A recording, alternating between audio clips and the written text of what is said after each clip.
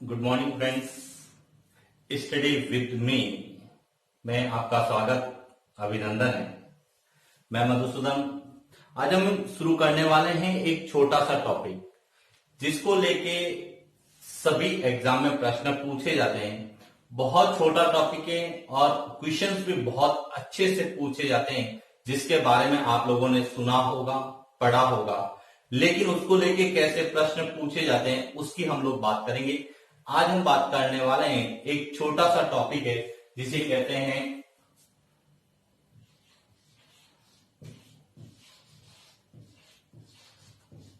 भूकंपीय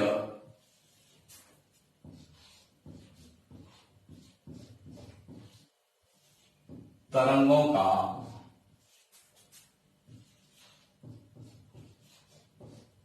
छाया क्षेत्र। भूकंपीय तरंगों का छाया क्षेत्र। सामान्यतः यह प्रश्न जब छोटे कंपटीशन में पूछा जाता है तब डायरेक्ट पूछा जाता है कि सबसे ज्यादा छाया क्षेत्र किसका होगा, यानी कि शैडो जोन। जो हमारी जो है भूकंपीय तरंगे होती है उनका शैडो जोन क्या होता है, इसको लेके पूछा जाता है। तो आज हम इसी पर डिस्कस करने वाले हैं कि भूकंपीय तरंगों का छाया क्षेत्र किसे कहते हैं। सबसे पहले तो किसे कहते हैं, तो देखिए भूकंपीय तरंगों का छाया क्षेत्र क्या होता है।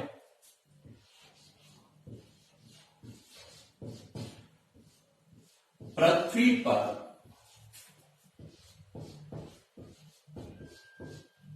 ऐसा क्षेत्र जहां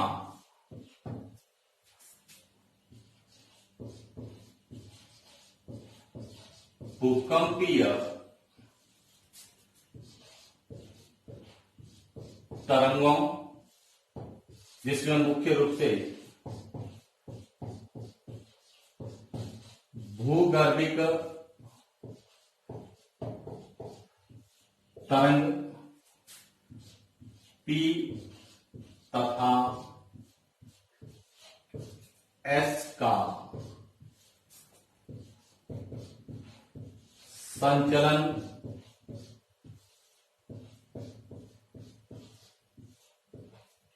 नहीं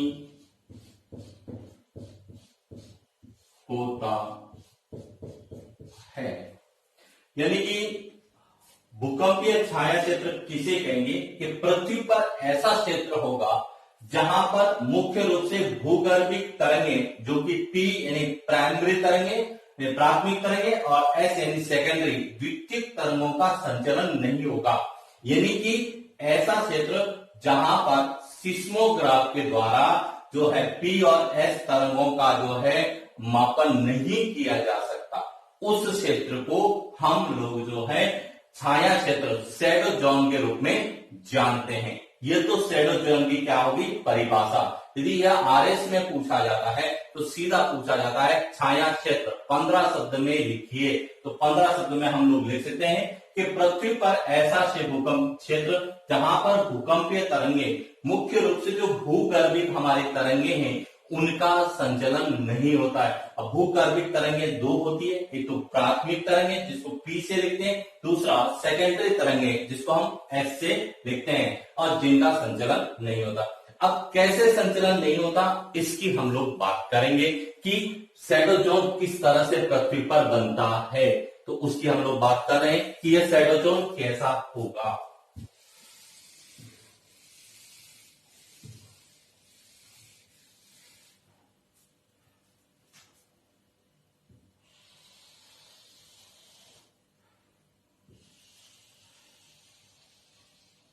यह हमारी पृथ्वी, और पृथ्वी की हम जो आंतरिक संरचना पढ़ते हैं,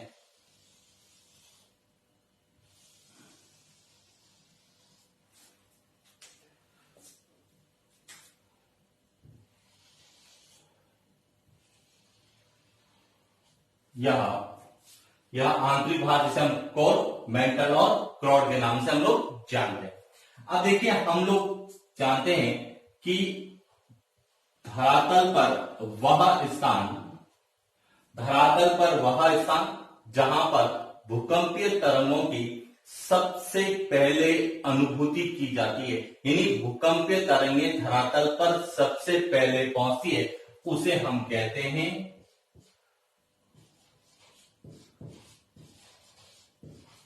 भूकंप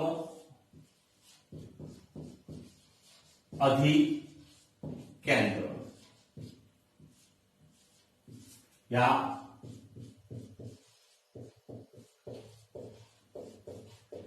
ईपी सेंटर के नाम से हम लोग जानते हैं। अब ईपी सेंटर से भूकंपीय तरंगें जब चलती है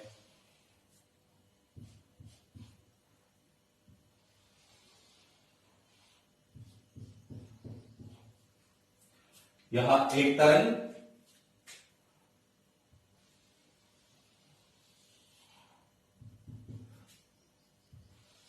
ये एस और पी की हम लोग बात कर रहे हैं।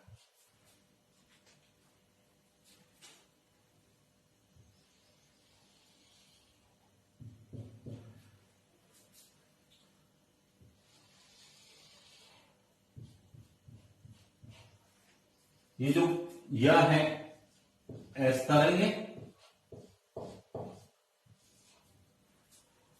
और यह है पी तरंग कि ईपी सेंटर से 105 डिग्री इधर और 105 डिग्री इधर, दोनों और धरातल पर एस और पी दोनों तरंगों का क्या होगा,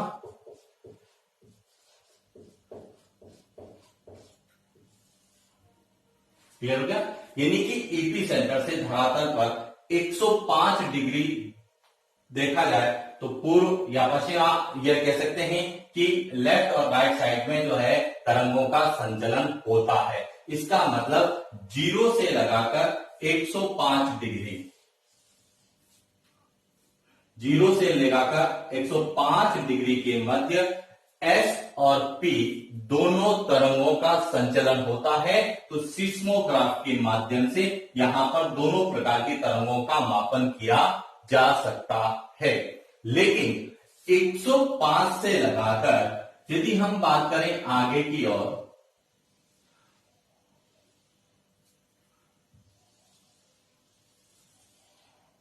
तो 145 डिग्री,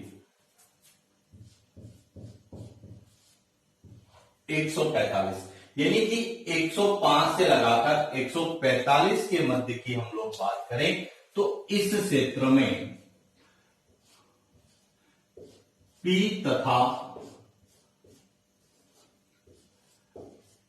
एस तरंगों का संचलन नहीं होता है।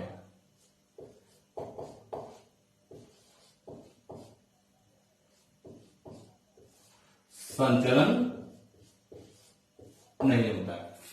इसका तात्पर्य यह हो गया कि जो 105 से लगाकर 145 के बीच का जो यह क्षेत्र है, जहां पर भूकंपीय तरंगों का संचलन नहीं हो रहा है, ना तो एस तरह प्रकार की और न ही पी प्रकार, इस क्षेत्र को कहा जाता है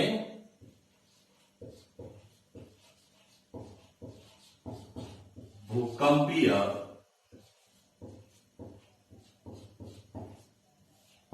तरंगों का छाया क्षेत्र।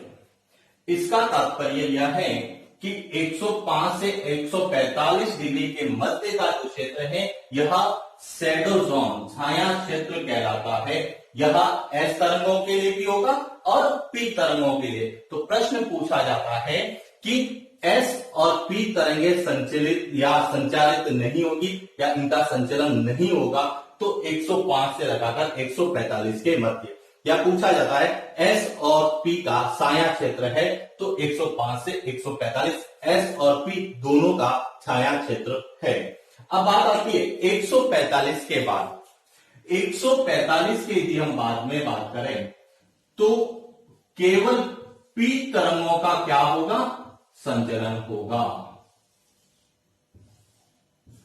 ये कौन सी तरंगे हैं, पी तरंगे यानी प्राथमिक तरंगे। यानी कि 145 से लगाकर 145 के बीच में जो है इस एरिया में केवल पी तरंगों का क्या होगा, संचलन होगा, एस तरंगों का संचलन नहीं होता है।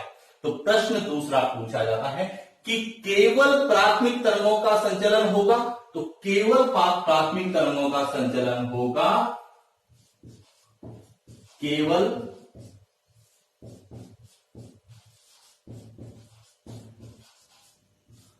प्राथमिक तरंग। यहां जो क्षेत्र 145 से 145 के बीच में केवल जो है प्राथमिक तरंगों का संचलन होता है, इसमें सेकेंडरी एस तरंगों का संचलन नहीं होता है। तो हमारा यहां से दो तरह के प्रश्न बनते हैं। एक तो सीधा पूछा जाता है कि पृथ्वी पर छाया क्षेत्र है तो कौन से डिग्री के मध्य है, तो 105 से लगाकर 145 के मध्य जो है यह एस और पी दोनों तरंगों के लिए छाया क्षेत्र है। पूछा जाए केवल जो है पी तरंगों के लिए, तो केवल पी तरंगों के लिए जो छाया क्षेत्र होगा वह 105 से 145, यानी कि कौन से इस क्षेत्र में केवल पी तरंगे संचालित नहीं होगी, तो इसमें पी तरंगे संचालित नहीं होगी। यद्यपि एस बी नहीं होती है लेकिन केवल पी के लिए पूछा जाए तो यह अब पूछा जाता है एस, तो एस का जो होगा वह 105 से लगाकर 105 के मध्य, यह जो पूरा क्षेत्र है 105 यहां से और 105 यहां जो 105 से लगाकर 105 के बीच में है, यहां एस तरंगों का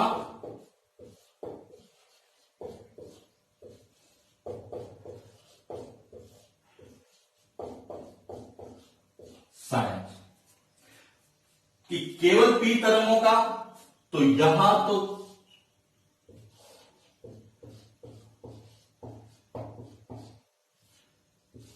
पी तरंग के लिए, और केवल एस का पूछा जाए तो 105 से लगाकर केवल एस 145 और 105 से लगाकर। अब इससे एक बात क्लियर होती है कि निम्न में से किसका जो है छाया क्षेत्र ज्यादा होगा, पी का या एस का। तो देखिए एस का छाया क्षेत्र 150 से 5 से लेके 105 है, जबकि पी का 145 से लगाकर केवल 105 से 145। इसका मतलब है कि पी तरंगों की अपेक्षा एस तरंगों का जो है छाया क्षेत्र अधिक होता है। ये कई बार प्रश्न पूछा जाता है कि निम्न में से कौन सा कथन सही है, तो यहां से आपको 3 क्वेश्चंस इजीली पूछे जा सकते हैं। या तो पूछा जाएगा कि निम्न में से कौन सा एक छाया क्षेत्र है, तो 105 से 145 के मध्य। दूसरा पूछा जाता है कि पी तरंगों का छाया क्षेत्र कौन सा है, तो देखिए 105 से 145 के बीच में एस और पी दोनों का संचलन नहीं होता है, इसका मतलब पी के लिए भी यह लागू होगा। 105 से 145 के मध्य पी तरंगों का संचलन नहीं होता है। अब आपसे पूछे कि एस तरंगों का संचलन कहां नहीं होगा, तो एस तरंगों का संचलन 105 इधर से लगाकर 105 के मध्य एस तरंगों का संचलन नहीं होता है। प्रश्न वो पूछा है कि केवल पी तरंगे संचालित होगी, तो केवल पी तरंगे 145 से 145 के मध्य संचलित होगी। इस तरह के हमें छोटे छोटे क्वेश्चंस एग्जाम में पूछे जाते हैं। अब प्रश्न आता है कि भूकंपीय तरंगों का जो छाया क्षेत्र होता है, जहां भूकंपीय तरंगों का अनुभव नहीं किया जाता, इसकी क्या उपयोगिता है। तो देखिए इसकी जो सबसे इंपॉर्टेंट उपयोगिता है वह है कि पृथ्वी की आंतरिक संरचना का अध्ययन किया जाता है, और हम जब पृथ्वी की आंतरिक संरचना पढ़ेंगे तो उस समय भूकंप एक पृथ्वी की आंतरिक संरचना को जानकारी प्राप्त करने का एक प्रत्यक्ष सोर्स के रूप में हम लोग जानते हैं। इसकी चर्चा हम पृथ्वी की आंतरिक संरचना के अंतर्गत करेंगे। तो आज के लिए इतना ही, एक छोटा सा टॉपिक था छाया क्षेत्र किसे कहते हैं, यह क्लियर होना चाहिए।